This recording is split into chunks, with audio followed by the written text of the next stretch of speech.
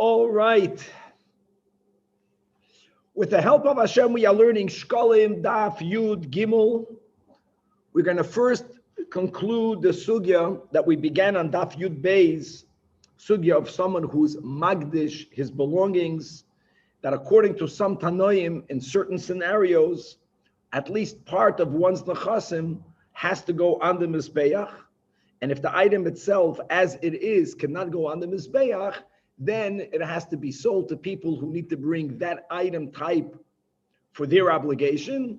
And the value and the money that Hegdish receives has to be used dafke to buy a animal korban oila. So we're going to be learning more about the sources of the third scenario in the Mishnah Shitas Rabbi Elazar, as we explained, as well as explaining more about the Braisa that we learned on Daf Yud Beis Amud Beis, the dinim concerning Tamura. And as we explained, the rule that if someone is using an animal as a Tamura for another animal, even though one Bachlal should not do that, the effectiveness of Tamura is contingent on the original animals being an animal that is so connected to the altar that one may not sell it before it gets blemished. We're going to be learning the last Mishnah in the fourth Perek, explaining how the Gizbarim would buy the flour, the oil, the wine. And we're going to start, God willing, today, the fifth Perek. The fifth Perek is going to speak about the 15 temple offices, the names of the administrators and the functions of these offices. And we're going to go, because of this, into tremendous Agadata.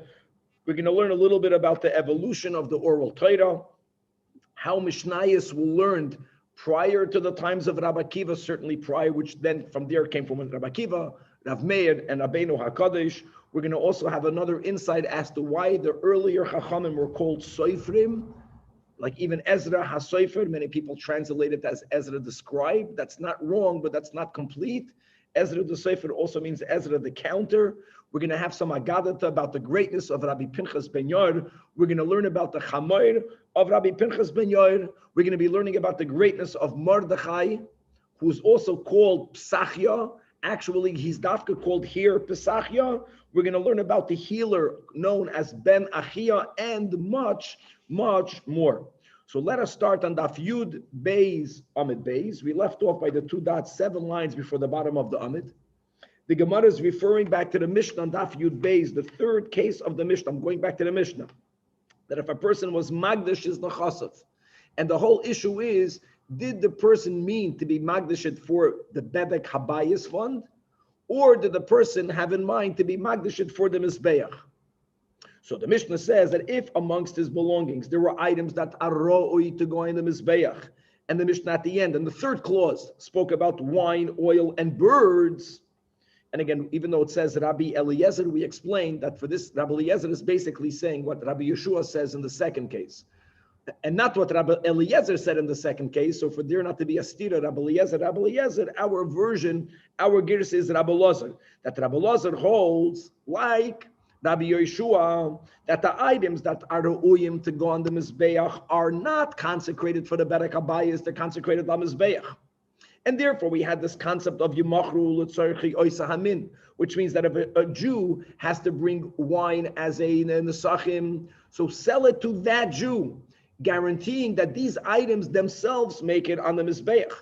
Now, the money that the Beis HaMikdash receives when they sell these items has to be used dafka to buy a korban oila. Now, everything else, that means the items that were not re'oyin to go on the Mizbeach, indeed, they fall to the Bedek Habayis because of the general rule of Stam Hegdish LeBedek Habayis. And yes, we say Yecholek, even though he made one statement, but that which is re'oyim to go on the Mizbeach goes on the Mizbeach. So says the Gemara, and 7 lines before the bottom of the Amid. Rabbi Elazar Oimi Yimachru, right? Chulei Hamin, Rabbi Bo, in the name of Rabbi Shimon ben Lakish, explains that Tama de Rabbi Elazar, why does it go for an oila? Because it says Daber Alar and Rabban of Goimer. Asher Yakrivu Lashem LaOila. From here we learn that Hakoil, that anything that was designated to go on the Mizbeach, if it itself is not going on the altar, but it is being sold, what are the funds used for? to the exclusion of everything else. Dafka hakoil karev oilam. And as the pasuk continues, let it sign chem, that this will be a offering that Hashem will receive willingly when it's tamim and zachar. Now, says the Gemara, says Yochel afilu, or maybe he's quoting a brayso, Yochel afilu oifos. Guys, this has a dual meaning. Number one, okay, hakoil karev oila. But who says that the Beis Hamikdash has to buy animal oilers? Maybe they should be allowed to buy bird oilers.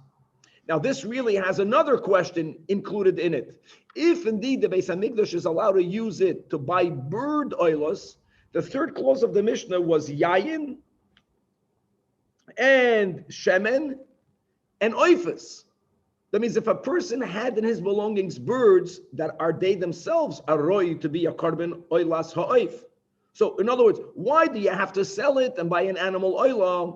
Maybe the money can be used for a bird oiler. And if that's the case, the birds themselves should be offered as an oiler. That's the kasha, answers the Gemara. That since it says, Bab Bakar, unlike the limud that we had above, here the cattle comes to teach you, right, dafka animals and not birds. Nekuda, says the Gemara Rabbi Yirmiyah and Rabbi Bun Barchia. When they were having Yesibun V'Avram, they were sitting and saying that Taman Amar Rabbi Yechanan, we learned above, Rabbi Yechanan is saying, regarding the three-way machloikis Tanoim, regarding Tumura. And the Nekuda that we learned was that if someone was mafresh and nekeva, remember the case for a Pesach, and a nekeva for an oila, Pesach and Asham. So the anonymous shita of Rab Shimon, not the third one, not Rab Shimon ben Yehuda in the name of Rab Shimon, but Rab Shimon Omer, that the nekeva lo oilasoi, even though a nekeva cannot be brought as an oila, but it has enough connection to the mizbeach, and as we have been explaining, meaning that in order to sell it with its funds, to replace it with a proper male oila, you have to wait for it to get blemished. In other words, there's that much kedusha saguf, so Rab Shimon holds that it makes a temura. Now, Rab Shimon said that's only nekeva lo'oilasei. If a person was mafresh and nekeva to a Pesach or for an Asham, then it cannot make a temura, as we explained, because it doesn't even need to be blemished for you to be able to be poived. And why did Rabbi Yechanan explain shekei nekeva sheba'oif ksheira lavoi oilam? You know, it's since in the world of oilam, there's also oilas ha'oif, and by oilas ha'oif, an oilas ha'oif can be male or female, ein tamus v'zachrus ba'oifos. So the question is, why is Rabbi Lazar saying over here that this bird can be sold? No, l'chayre, it should have enough kedusha that it should need to get blemished for it to be sold. And now, number two, there's another cloud, and that is ein pidyin la'oifos. So here we have a bamba kasha. How can the Mishnah say sell the birds and with its funds buy an animal oila? No. Even though the bird itself cannot be offered on the Mizbeach, because we learned from the Bab Bakar v'loy oifos, but so what? But it's in the world, it's a bird oila. And there are bird oilas. So there should be enough kedusha connected to it, kedushas Mizbeach, that will really never allow you to redeem it, because it should theoretically need to have a blemish. But blemishes don't allow you to redeem birds. So that's the kasha. And here Rabbi Lazar is saying that the birds can be sold as they are. So it answers the Gemara on Daf Yud Gimel Amud Aleph, Amar Rabbi Yosef, that Kaimte, this question Taka proves and it justifies Keha the Amar Rab Shmuel in the name of Rab Zeira. And what did he say? That when a person is magdash something la mizbeach, but kol she'eni yachaylo likarev, if something that you sanctified for the mizbeach cannot be offered as it is, loihi, and for whatever halachic reason it may not be redeemed, and therefore v'loy domeha, so we automatically say that leikacha ella hegdish damim, not lebedek habayis, hegdish damim la mizbeach. So the reason why in our Mishnah the oila, the bird can be sold, mamish because of these dinim. Based on the pasuk babakar v'loy ba'oifos, the bird itself cannot be offered. Because of the rule ein pidyin la'oifos, you won't be allowed to sell this bird if there is kedushas haguf in it. So here we say that we apply automatically the rule. It never was allowed halachically to be imbued with any type of level of kedushas haguf, which is why the Mishnah says it's right away sold. And therefore, va'at amrat yo'ois, du sagst good regarding our Mishnah, la'akrivoi, to offer the bird itself, ein at yachal, because it says babakar v'lei ba'oifus. But if it's going to have what normally Rabbi Lazar subscribes to, like Rabbi Yeshua subscribes to, Kedushas Haguf connected to the Mizbeach, then Lefedoisei Ein Ata Yachol, because of the Klal Ein Lo'oif Pidyon. And just to explain, you know why Ein Lo'oif Pidyon? Because since Ein Tamus V'Zachrus Ba'oifos, so who cares if it gets a blemish? Even if it would have been blemished, you can bring it with a blemish. Here you can't bring this one because it says Babakar, but therefore you can be paid it. So therefore, Kain Sarach Meimad Memuzmin Zagin, that from the outset, Loy Kitcha Ella Kedushas Damim, to go on the Mizbeach. Wow. Okay, says the Gemara. Guys, we are up to 6 lines from the top of the Amid. Baruch atah Adino Eloheinu Malkeinu B'shar Kol Nivei Dvarim. Chevraya, the Chevre, in the name of Rabbi Yechanan, as well as Rabbi Ivu Bar Nigri Amar, in front of the Amoira Rabbi Ilo, in the name of Rabbi Yechanan, that Tama, the Hein, what are we referring to? Chavra, we initially are going back to the Brisa that we learned yesterday, Benegea making a Tumura. And we had 3 Shitos, Benegea, someone that was Magdish, Anikeva, La'oila, Lepesach, Ula Asham. The third Tana that we brought was Rab Shimon ben Yehuda's version of what Rab Shimon says, that all 3 cannot be used for a Tumura. And as we are explaining, why is it not valid, the Tumura? You shouldn't make a Tumura, but it wasn't effective because the animal has mamish, so has no Kedushas Mizbeach on it, to the point that you can redeem it even without a blemish. What's the source for that Shita? And as we'll see, this is not the source for that Shita, but that's how we begin the Sugya, because the Tanya, there's a Brisa based on the Pasuk of Parshas B'chol Koisai, where the Pasuk writes, V'im kol behema tameya asher lo yakrivu memenu karban Hashem. If there's an animal that's tamei, you can't offer it to Hashem. So the pasuk there speaks about redeeming it by giving its value to the Beis Hamikdash. Now, says the Baraisa, Ma Talmud loimer tameya. What is the case of this tameya? It's not mistaber to say that this pasuk is actually speaking about an animal that is of a non-kosher species. Why? Because the very next pasuk is speaking about that. So it's going to appear to be superfluous for the pasuk, for one pasuk, and the subsequent pasuk to be speaking about the same scenario. And because of that, we're going to interpret that the tameya here doesn't mean mamish, a species that's tamei. Tataka, when you're magdash a lion, it never, you can redeem it right away. It has no kedusha saguf. No, that's not the case. Ela filu tameya ba'oisa hashem. It's tamei for this category, which means it's an animal of a kosher species. Not only that, this type of animal, because of its gender, could be used for other karbonois types. But Lamashal, our case, you said on a nekeva animal, you are for an oila. Well, oisa Hashem, God does not allow it. It's as if it's tamei. And what does it say in the Torah and this pasuk? Redeem it right away. If this is the meaning of this pasuk, this is taka gavalde karaya, that once an animal from the outset was unfit because of its gender to go on the altar, it has 0 kedusha saguf. It doesn't need to get blemished for you to redeem it, which is why if you use this for a tamura, it was ineffective. Says the Gemara, that limud is not correct. Because v'kashya, I have a question on this limud. Because bidoksiv, in this pasuk that you are interpreting, the tameya really doesn't mean tameya. It says, v'hemid v'herech, that when the Beis Hamikdash will sell it, they will stand it in front of a kohen and they will evaluate it. Pasha, there's not enough time right now, but we will learn many times together that there are certain unique dinim of certain items needing ha'amada v'haracha, and that's going to exclude an animal if it died already, even though the carcass has value, since it can't stand in front of the kohen, b'chlal you can't sell it, and many other restrictions that we learned from v'hemid v'herech. Now we know as a fact that animals that only have kedushas damim, which is how you are interpreting this pasuk, that taka doesn't need to get blemished, doesn't need to have hamada and haracha. So therefore, according, if this pasuk is referring to, as you are trying to say, to the case of hamafrish nekeva la'oila la'pesach la'asham, then a taka should not need hamada v'haracha. It doesn't fit.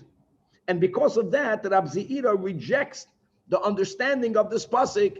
It's not going to be the explanation source of Rab Shimon ben Yehuda, but it's actually going to explain the shita of the anonymous Rab Shimon. Rab Zeira, in the name of Rabbi Lazar, that's the Amoira, lo yomar kein. No, don't interpret the pasuk like that. Ella, kol behemoth me'ashalei kirei karban l'Hashem, which means kol she'ena roy likarev loy kan v'loy b'makam acher.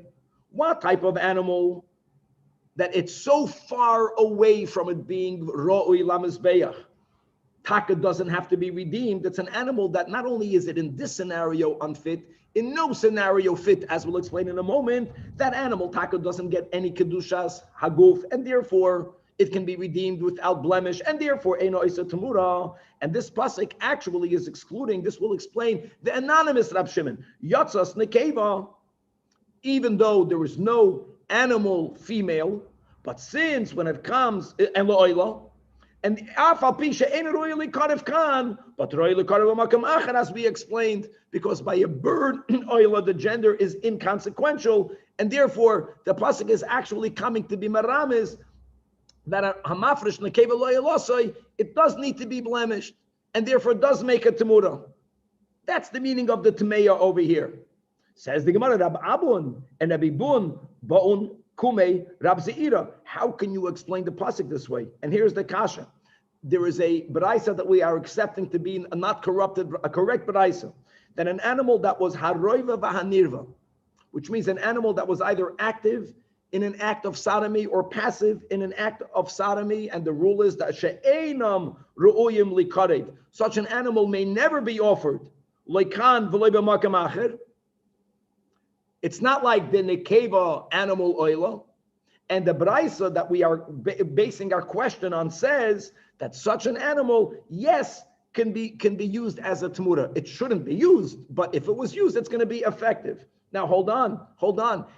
If the pshat of temeya means that if there's an animal that may never be used, it gets no kedusha saguf, it doesn't need to be blemished to be redeemed, and thus it should never be allowed to make a temura. If that will be the meaning of the temeya, then how will that jive? How will that work with the baraisa that says that hariveya v'hanirva, yes, is effective if it was used as a temura?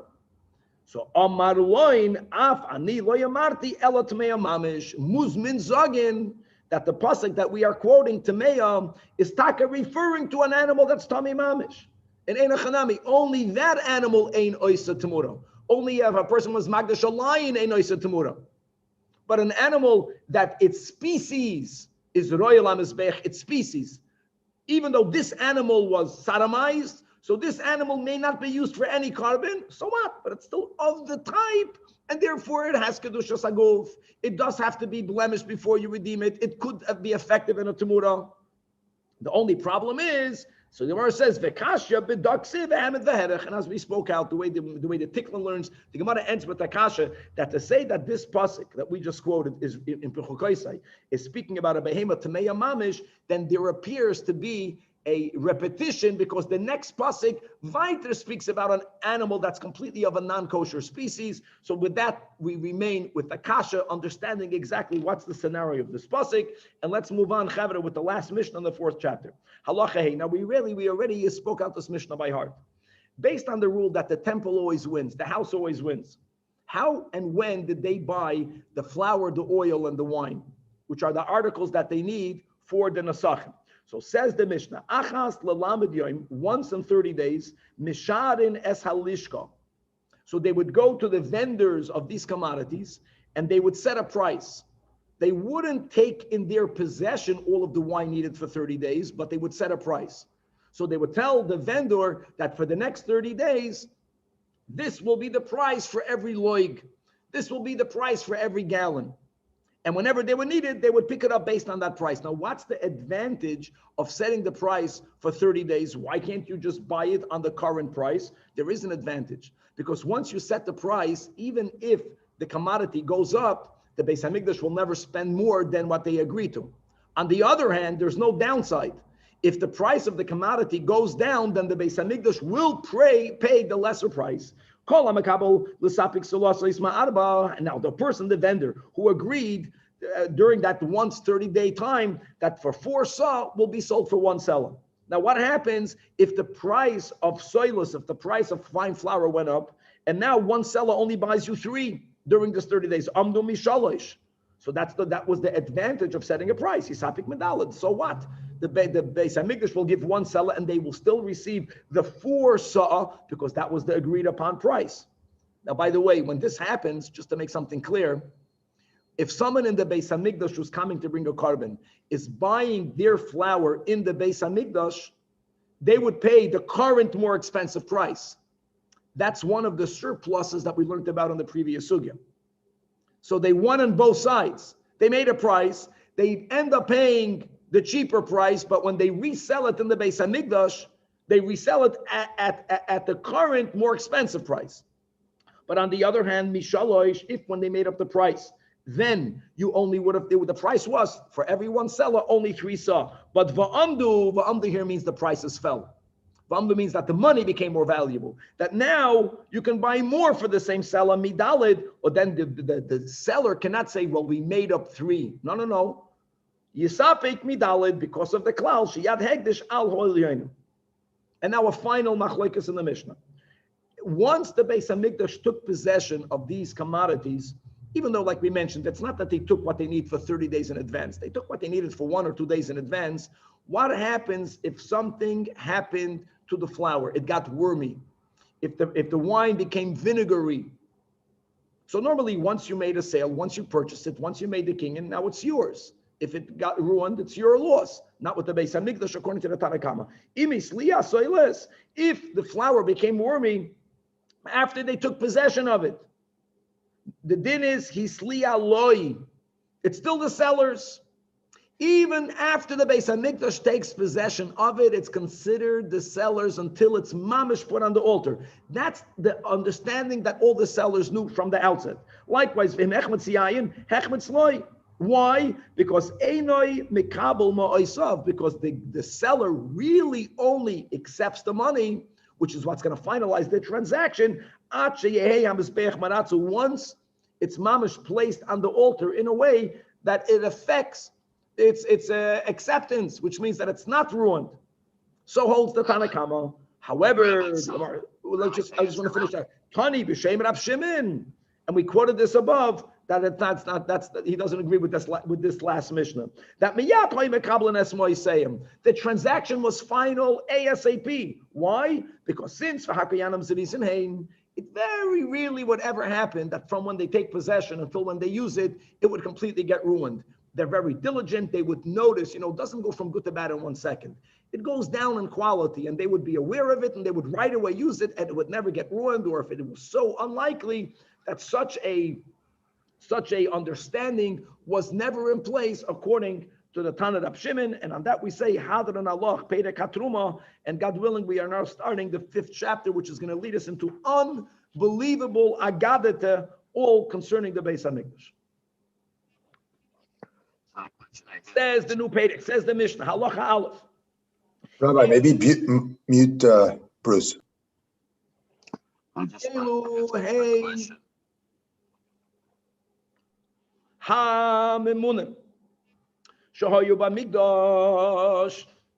The following, and we're going to speak about 15 offices in the Beis Hamikdash. Each office had a different function. And not only are we speaking about what were those offices, what were those functions, but the Mishnah is going to give us the names of their administrators. And obviously, during the times of the second Beis Hamikdash that stood for 420 years, there wasn't one administrator. So the Gemara is going to clarify exactly from what generation are we quoting these names? From when was it? Was it from one period? Was it over the entirety of the 420 years? So Elohim Amonim Shoyba Mikdash, Chevron number 1, Yochanan ben Pinchas. He was the officer in charge of al-hachoysamais on the token office. Tokens or tickets was a system, as the Gemara will elaborate, that if I would come to the Beis Hamikdash and I would buy from the Beis Hamikdash my animals, my flour, my wine, my oil, I wouldn't, they sold it in the Beis Hamikdash, but the chamber that had the oil was not a chamber that took cash. the system of first you buy a token in the token booth. All of that the world stole from us, that they learned from us. There was a token booth. You bought a token. And there were different tokens. We'll see there were 4 chaysamais. Each one represented a different amount of flour, oil, and wine. And then you took that token and you went to the next office. Who was in charge in the next office? Achia. And he actually distributed the nesachim. So according to the type of token that you gave him, accordingly, he gave you that amount of flour, oil, or wine. Okay. Office number 3 was Masya ben Shmuel. He was in charge of the payases of the lots, of the goydel, of the lottery, as we'll learn a lot in the Masechtas Yuma, how, even though the Kohanim were divided into 24 groups, and every group was divided into 6 batei of, each one serving on another weekday, all of them serving on Shabbos Kodesh. Everyone wanted to do the avodah. So there was a system of making lots to decide who's going to be Zoicha. Guys, we learned this also before. We learned this in Talmud. We're going to learn a lot of this in Yuma, but there was an office in charge of the lotteries. 4. Now the name is Psachia.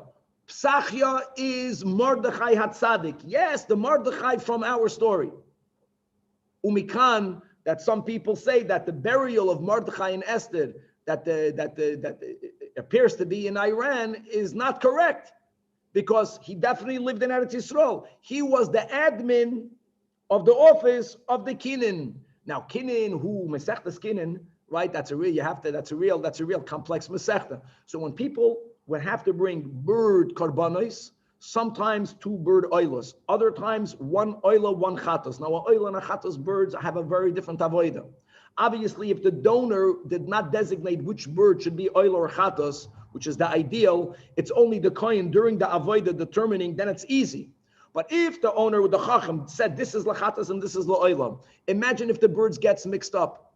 And kina means a pair, a nest of a pair. And not only if it gets mixed up, but if one of my birds fly into one of your nests, and then one from there flies into the other, as we learned in kinim. So these were very complex dinim. So who was the biggest chacham that knew how to resolve all this, plus a lot more? That was Psachia Mordechai Atzadik. Psachia is a Mordechai. And why was it called Psachia?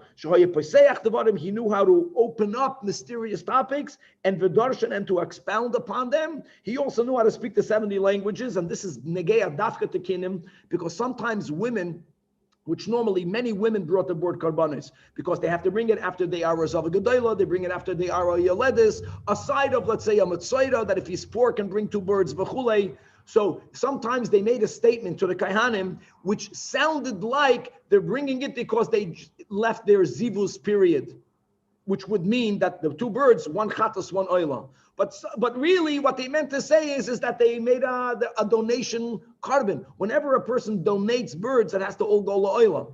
So you have to know how to decipher what people are saying. Now, when people speak clearly, then anyone can understand. But when people speak a bit vague, you need a big chacham to know for sure what he or she meant. For that, you needed to have Pesachia. He was Pesach Devarim. And he understood all the languages.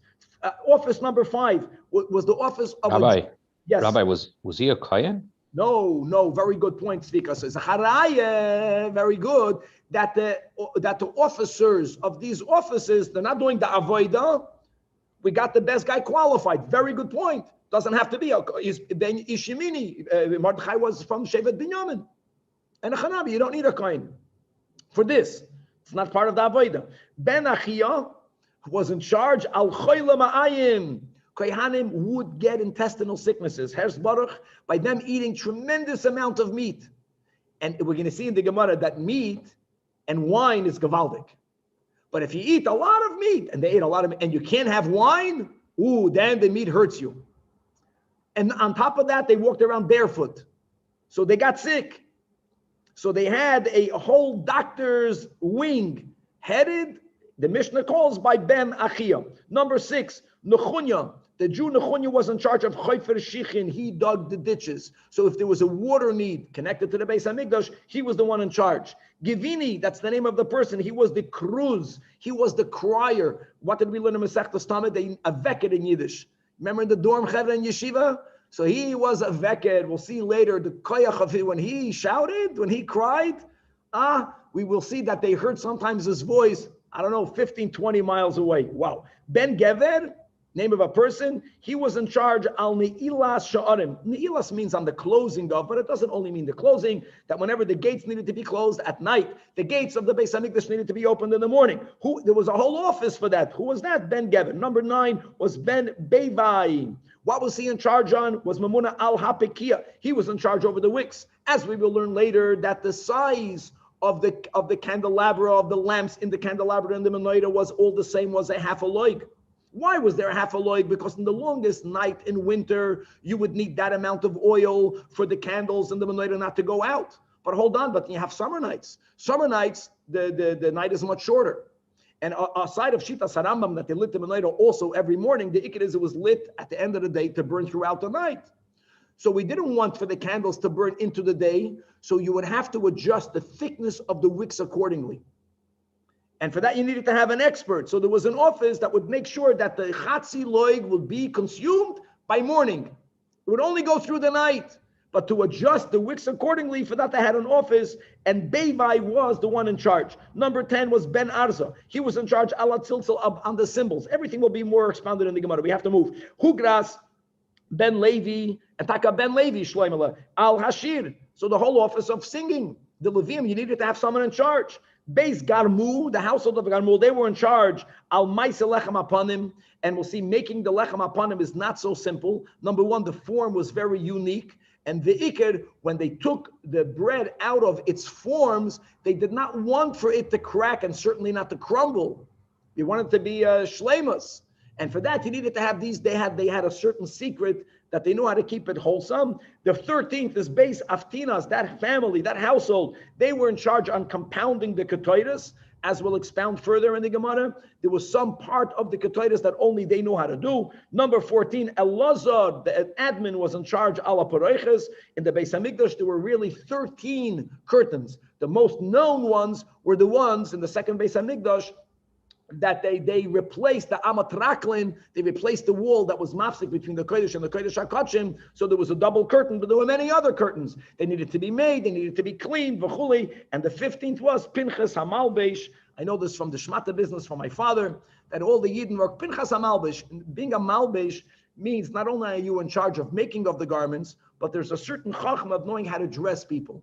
And we learned to some psachim. Remember that the tunic cannot be too long, cannot be too short. B'chlal, there were different sizes. There were 3 general sizes: large, medium, and small, for each one of the 4 big day kahuna, with all of the lockers that we learned about, right, in Kachim. But on top of that, the adjustments were made by an office, and the guy in charge is called Pinchas. Now the Gemara says like this: there's a very important machlokes that has 2 consequences. But I want to give a small intro.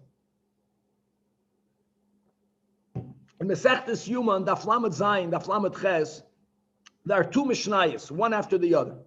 And the one Mishnah speaks about different people for which they are praised, that they did certain things for the benefit of the Jewish people. And then the second Mishnah speaks about different families or people that did things that the Chachamim were not pleased with. Many of the people mentioned in our Mishnah are mentioned over there. Then the Mishnah over there says, after it writes both Mishnayos, that upon which we say, for some, Zecher Tzadik Lebracha, and for others, Shem Reshoyim Yirkav, Oigevalt. That the remembrance of the tzaddik brings about a blessing, and the names of the wicked should rot. And when you learn those Mishnayos over there, it sounds like the 5 people that I mentioned in the Mishnah number 1 in Yuma, on that we're saying at the end, Zecher Tzadik Lebracha. The 5 that we are mentioning in the second Mishnah, and Taka, we had kindness on them. We'll speak a little bit more in a moment. On that, the Mishnah writes at the end, V'shem Yisrael Yirkav. Some of the people mentioned in the second Mishnah mentioned over here. Now, bear that in mind. So says the Gemara, that Rab Chizkiah and the name of Rab Simon on one side. On the other side, you have the Chachamim. They argued. Chad Amar, Ksherei Doir V'Doir Bo Limon Iskan. The 15 people that are mentioned here did not live in the same era. What is the Mishnah doing? The Mishnah was put together, right? It was redacted by Rabbeinu HaKadosh. So when you're looking back at the total 420 years of Zman Bayesheni, so the greatest admin during that time are the ones mentioned over here. Now, if that would be the case, if you have to pick from 420 years, whose name will you connect to which office, you're going to pick only the greatest tzaddik. That would mean that everyone mentioned here is great. And that will force us to understand the Yuma statement of Zecher Tzadik Levracha, V'Shem Yeshar Mirkav, not Kipshutai, because we mentioned that in the second Mishnah, that the Mishnah there mentions people that we had an issue with them. Some of them are mentioned over here. And if we are choosing them because they were the Kshedi Dor V'Dor, Muzmin Zagan, that even on them we say Zecher Tzadik Levracha. However, V'Charna, remember, that's like V'Chad Omar, or V'Achar. V'Charna Omar, the other one of these two, either Chizkiyan or Shimon, or the Rabbanan say no, that this Mishnah, Mi Shahaya Ba'oisa Dor Mana Masha B'Doirei. This Mishnah was put together in one time. During that one era, those were the 15 people in charge.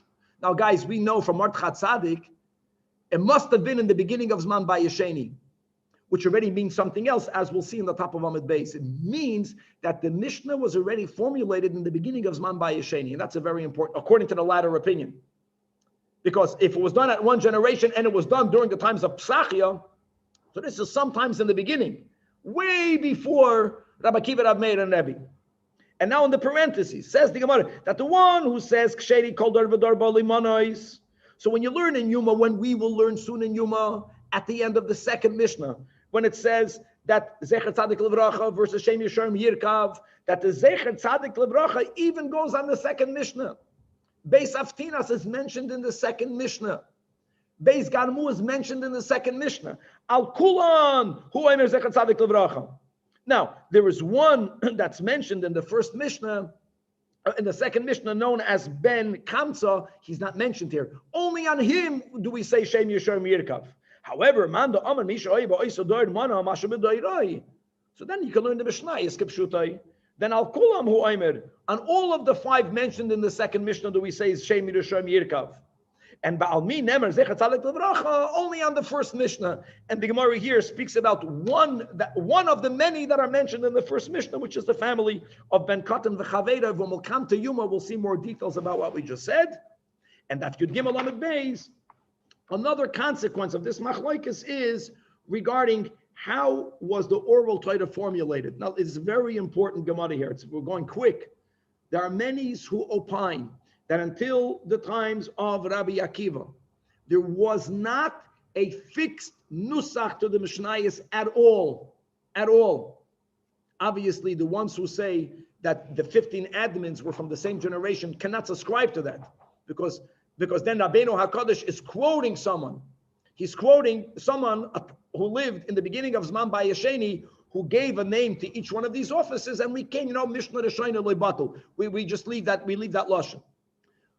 And actually, there are many who hold that the first Yid that really formulated the words of the oral Torah was Rabbi Akiva. Amar Rabbi Yoina, when it says in Yeshaya that Lochein Achalek Leiber Rabbim, that I will assign him a portion of the multitude, someone who has a schus of the Rabbim. There's Atsumim Yechalek Shalom, and he will divide the spoils with the mighty. In other words, he's mamash on the level the mighty normally goes to the avos. And what does that refer to? It refers to Rabbi Akiva. And why is he giving so much credit? Because he was the one that enacted the Midrash and halachos and haggados. Wow. And indeed, Bechlal, all of the Torah Shabbat Peh that we have now, after Rabbi Akiva lost his 24,000 or the 12,000 pairs of Talmidim, so when he gathered his 5 Talmidim, mamish, every known body of oral Torah comes from one of them. Mamish. Safran, the Safri, and all the other Midrashim and the Tosefta, all Talmidei Rabbi Akiva. And indeed, that is normally why we say that Stam Mishnah is Rabbi Meir, because Rabbeinu HaKadosh, when he redacted the Mishnah, it was based on the formulation of Rav Meir, and Rav Meir's formulation was Rabbi Akiva, which is why many times we say Stam Mishnah Rabbi Akiva, because it was originated from Rabbi Akiva. Now, the content was from Moshe Rabbeinu, of course, but no one worded anything. Now, that would not fit with the version, with the one who says that these 15 people lived at the same generation, which was in the beginning, because then no Tana was learning Mishnayos. However, V'yesh Oimrim know that the oral Torah began to be formulated from the times of Anshe Knesset Hagdolah Tiknu. But then the question is, so what did Rabbi Akiva? And there's no doubt that Rabbi Akiva took the oral Torah to a whole new level. So even according to the latter opinion, Ella Matik, and this goes on Rabbi Akiva, this is big, is a klolois upratiois. In other words, the system of the Yud Gimel Midoi Shahatoina the Dreshes Bahem. Who was the one that organized that? Rabbi Akiva. So it's amazing, and there has to be a reason why when we say this Braisa every day, we dafka quote the Shita of Rabbi Yishmael, because the formulation was done by Rabbi Akiva. Then there are nuances, whether it's Chalul Prat, which is how Rabbi Yishmael darshans, whether it is Riboy and Miut, which is the way Rabbi Akiva darshans. So in those nuances, Rabbi Akiva is different than Rabbi Yishmael, but the general concept of the Yud Gimel Midas came from Rabbi Akiva. And Amar Rabba Bohu, therefore, it says in a pasuk, Mishpachai Soifrim, who are Yoshvei Yavets, the families of the scribes. That's the pshat, who sit in the area called the Yavets. So now we're going to learn a drush. Ma Tamud Loimer Soifrim. Why are they called scribes? Ela Sha'asu Satoiras Sfurais Sfurais. Not only were they the scribes, they organized the Torah in numbers. They categorized the Torah Shebal Peh. And now we're going to quote a series of Mishnayos. For example, when the Mishnah says, Chamisha lo yitrayim truma, 5 types of people should not give truma. This was not, Moshe Rabbeinu did not teach Torah that way. You needed to know the whole oral Torah, and then on your own, you needed to chap 5 categories of people cannot do truma. But at the time of, at some point, and whoever did that, we're calling that person a Sefer. If it's the Anshe Knesset Hagdolah, that's, we'll see, Ezra HaSefer, they began to make the oral Torah much more organized for us. Or when you have in a Mishnah, Chamisha Devarim Chayavim Mechalam, which are the 5 grains. Again, that was not taught that way from Moshe Rabbeinu. It was taught at a later time by the sages known as the Seifrim. Or the Mishnah that we have in Yavamis soon. Chamish Esrei Nashim Peitris Saraseim. Or the Shalish Rishesh Krisus Batoyre, the beginning of Krisus. Or the Shalish Esrei Dav Nemru Benim Lasu Eif HaToyer. Or Dal Davis Nezikin. Or Aves Malachis Arboim Chasar Achas. My Zayda Pesach by night, right? Echad Miyedeya. His Echad Miyedeya was all Mishnayos or Braises. What's Echad? What's Echad HaChoifer Boyer, Shichon Ma'arei, Shnai Moichzim Betalis. Have to remember, who knows 3? Do Shalosh. Shlosh Shachlu Ke'echad. Shlosh Ke'echad, the Arba Avis Nezikin. You have, that's it. These are the Yidden. But who gave those numbers? It was all the Seifrim. And indeed, Amar Rabbi Eliezer, when we call Ezra, Ula Ezra HaKoin HaSoifer. So why is he called Soifer? No, first of all, he was a scribe, but it's much more than that. Ella, Kishem, Shahaya Soifer B'Divrei Torah. Not only did he count the words of Torah, while start counting, he was the one that locked the canon of the written Torah, and every word is meduyak. As we have in Kedushin, that whole sugya, where's the middle of the Torah, how many letters you have in the Torah, we don't even know how to count the Torah. Right? Yesh shishim ribi oisis la Torah. When you count the letters, it's 304 and something. So all of that came from Ez. He was the counter. He also put the oral Torah into numbers. He's called a counter. And furthermore, and that was a tremendous, it made our learning a lot easier. And indeed, Rab Chagai says in the name of Rabbi Shmuel ben Nachman, that I want you to know regarding the sages of the earlier generations, how great were they? How much work did they do to make our learning that much easier? That Harishonim, they look at the expression, Charshu they plowed, V'zaron they planted, Nichshu they weeded, Kisru they trimmed, Adru they hoed, Katzru they reaped, Amru they gathered, Dashu they threshed, Zaru they winnowed, Beiraru they separated, Tachanu they grinded, Hilkizu they sifted, Lashu they kneaded, Kitfu they formed, and Va'afu when they baked. In order for our oral Torah to be mamish shulchan aruch, it's mamish ready. And in spite of all of the tremendous organization that they did, we can't find food to eat. In other words, there was such a yeridas hadoros that when a yid of our generation opens up a Gemara, before Evan Yisrael, before the Art Scroll, before all this, it was difficult. But it was so much more difficult before. Oh. And Ababa Bar Zemina says in the name of Rab Zeira, this is very important, that that if we consider the sages of the earlier generations, angels, malachim, then we have the right to consider ourselves B'nai Enosh people. They were that much greater than us. But v'ihavun B'nai Enosh, if we consider them people, then anu chamarim, we are like donkeys. And this is such an important lesson. in the transmission of the oral Torah. We are not like them. They have an opinion and I have an opinion. No, the Amoraim don't argue with the Tanaim. They can pick a side. You know when we will grow to be people, when we will view the prior generation to be like angels, when we venerate them because they had more Ruach HaKodesh, they were closer to godliness. If the moment we start looking at the people of the prior generations like Bnei Adam, as tragically many do because they were not taught properly, then those people are like Chamoidim, the Gemara says. And don't even think like the donkey of Pinchas Ben Yair, not even that. And Amar Avmane, Bahahi Shata, when he heard that expression, he says, Afilu kechamarti de Pinchas Ben Yair loy idminun. Don't even compare ourselves to the donkey of Pinchas Ben Yair. Now we're going to speak about this donkey. Says the Gemara story. Here we start Agadat and Shekalim. You should know we're already more than halfway there. The next few daf are going to be amazing. We're going to learn about so much temple offices. We're going to learn about where is the Holy Ark. Avuidos, where's the Aron? All here soon. Chamarte, it's like a 5 a.m., but it's worth it. Chamarte, the Pinchas Ben Yair, the donkey of Pinchas Ben Yair is genafto l'stoi balayla. They stole it at night.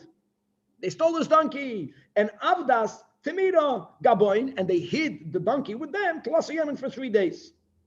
Now, they didn't want the donkey to die, so they're feeding the donkey. They're ganovim. What, you think they only stole the donkey? Everything they had was stolen, which means that the food that they had was stolen. The donkey of Pinchas Ben Yair did not want to eat stolen food. So Veloy Ta'ama Klum didn't eat. How long can a donkey go without eating? So Basar Klasa Yemen, after 3 days, Imluchon, they decided that Machzarta, to return the donkey to Rav Pinchas, only because they says that Afkinun Minhachi, get the animal, remove the animal from here. They're like Temos Gabon. Then they're going to have, instead of having an asset, a stolen asset, they're going to have something that's going to weigh them down. Okay, so Afkuna, they removed the donkey from their possession, and Ozlas, and the donkey went, and Vakamas law al Tara Damara, and it returned to the gate of its master, of Pinchas Ben Yair. And what did he do? It was a smart donkey. So Sharias Manhekes, it began to bray, it began to call out. So and Pinchas heard the donkey calling. Amar Lin, he tells us, Pischoin Lahado. Alufta, open up the door for that. Alufta means for that Nebach. Why did he call this donkey a Nebach? Because he already knew that his donkey ain't eating until it's going to be returned. So it's starving. The Isla Tlas Yom de Loitama Klum, 3 days it didn't eat anything. Or as Hasidim quote the story that even if you make a fast for 3 days, you can still be the same chamoy as before. So Pischala, they opened the door, and Va'ailaslan, the donkey, entered. Omar Line, so Rav Pinchas says, don't just open the door. Yahabu like klum techel, give it something to eat. So Yahabu kuma soirim, they put in front of the donkey barley. However, boys lameichal, weiter the donkey as weiternish. Amr and lay, so they tell the master, they tell Rav Pinchas, Rebbe, loy boys lameichal, it's not eating. So Amr Line, to which Rav Pinchas Ben Yair responds, Mesaknen inun, was the food that you gave tithe? Did you separate trumas and meiser? So they said, yeah. Amar Loin, so Rav Pinchas further asks, Ve'arimtun damion, if it was demai, which is a rabbinic type of tithing that you have to do, did you separate the demai trumas and meisers? Amar Loin, no, for that not, because there's no need to. That Loi Kain, Ilfun Rebbe, didn't Rebbe teach us that Halakeach said if you buy grain only for an animal, or if you buy kemach only to use it in the process of tanning hides, or if you buy oil only oil, you taught us that it is pater min adamai. Well, that's the letter of the law. The chamoir was machmir. How great is that? Another lesson. You can be a big machmir and you can still be a chamoir. So Amar Loin, man avid lo lahada lufta. Rav Pinchas says, what's going to turn to this nebach? Tehi machamra al garmosigin. It's stringent upon herself. No, separate, go beyond the letter of the law. So va'ariman demayon, they separated the demai and indeed va'achalt. So therefore he's saying that if we view the prior generations like people, then we become donkeys, not like the donkey of Rav Pinchas Ben Yair. Okay, now we're going through the various offices. Now the Gemara for some reason goes a little bit out of order because we're going to have in the next daf, we're going to be going back to the first two offices of the tokens and then of the Nesachim. But anyways, here we are focusing on Pesachia, right? Pesachia in our Mishnah was number 4, the 4th office. And Pesachia, that was in charge of the Kinim, And we said that he was Mordechay. And indeed, boy, says the Gemara, how great was this man in charge that he needs to be someone who's Peseach Devarim V'Darshan. He knows, today would be a very insightful lahavdol, a psychologist. That means when you say something, they pick up on a nuance, they pick up on something, and they open it up, and they're megala a lot. Because again, as we'll see, when a person donated those birds, you need to know, is it chatas oila or is it oila oila? Aside of being a master in the dinim of kinnin. And for that, you have to understand. So you have to know the languages, you have to understand people, v'chuli. And Rabbi? Yes. If we're talking about Mordechay from the Purim story, he was coming back from the Gola with people from 127 different countries, right? So what's the question? The question is just saying that, like, maybe the relevance of him speaking all these languages is that for all these people from all these different places who are also Aliyah. We see from the Megillah, I hear Yaakov, we see from the Megillah that even when he was in Shushan Abira, Big's son Vasedesh, that he already knew the languages over there, even though he was not amongst travelers. But anyways, let's go back to it. He knew the 70 languages. Now, B'chlal, it's important that for members of our judiciary, they have to know languages. In a Jewish Sanhedrin, you don't have interpreters. You need to have doctors amongst the judges because you don't have the doctor expert that's giving their expert opinion to the judges. The judges amongst themselves need to have all of the chachma in the world. And let's focus on languages. So we learned in Masechta Sanhedrin that every Sanhedrin has to have at least two people sheyecholim ledaber that are able to speak all of the 70 languages, and all of the members of the Sanhedrin have to be people that understand that ru'uyin l'shmoya. Many times you can't speak it, but you know enough of it to understand what they're saying. Then hareizu ru'uyin l'Sanhedrin. Now, if you have three people that are able to speak all of the spoken languages of the time, that's already an average Sanhedrin. It's not the minimum required Sanhedrin. And if you have a Sanhedrin that has 4 members, then we say, only then do we say, Hareizu Chachama, this is a wise Sanhedrin. And the Gemara tells us, or the Braysos tells us, that you should know historically, Ubi Yavna Hoyaba, that in Yavna we had a Sanhedrin that had four people that spoke all the languages, and they were Ben Azai and Ben Zoima, Ben Chachinoi, and Verabolazov Ben Masya. Skipping the parentheses, says the Gemara, Amar Abchizda. Let me explain to you. Pamachas, there was a time that Yavusha Eretz Yisrael, there was a drought, and this affected our ability for the temple to bring Omer. You need to have Omer, right? It has to be Menachadish. And especially if we follow the Shita that it has to come Dafka Ma'aretz. But there was someone who was a deaf mute, and he was trying to communicate something. And what was he doing? He was standing in a place where near one side of him there was a roof. So there was an incline. So one hand was on the roof, and his other hand was on a hut. And they knew he's trying to communicate, but he didn't understand what he's trying to say. So who did they bring him to? Psachia, right? He was the one who understood not only from verbal communication, but from body language. So I sune kamei the Psachia to decipher what he's saying. So Psachia, Mordechay asked, is there an area, the Meskaria, he used the play of words, Gagois Tzrifim, because one hand on a Gag, one hand on a Tzrif, or a place called Tzrifim Gagois. And they said, yeah, there is such a place. So Mordechai says, Mistama, there is barley that's growing over there. Oslan Latama, they went there and they found new Omer. Another story. Amar Rabbi Yosi, Bei Rebbe Bun. Pamachas, Nishtaf, Kolo Oilam Kuloi. The crops were destroyed because there was a wind blast. Same thing. They didn't know where to bring the Omer. And it was again a deaf mute. He put one hand on his eye, and the Yodei al Suchra, and one hand on a door socket. And they couldn't understand what is he trying to say. So again, I sune legabe psachya. Omar loin, is there a place, the Meskaria ein soichar, or soichar ein? There is a place today, right? And Vazlan Tamon, and there is where they found the produce that they needed for that carbon in the Beis HaMikdash. Continues the Gemara, more about the greatness of Mordechay, who understood how to decipher what people are trying to say. Gimel Nashim, there were 3 women that came together to bring their kinim. Kinim, again, their pair of birds. And again, what's the issue aside of, did they designate the birds prior, which makes things complicated? Aside of that, You need to know why B'chlal are they bringing their birds. If they're bringing it because they're chayiv, let's say a woman who was a yeledis or a zava gedola, then one is lachatas, one is la'oila.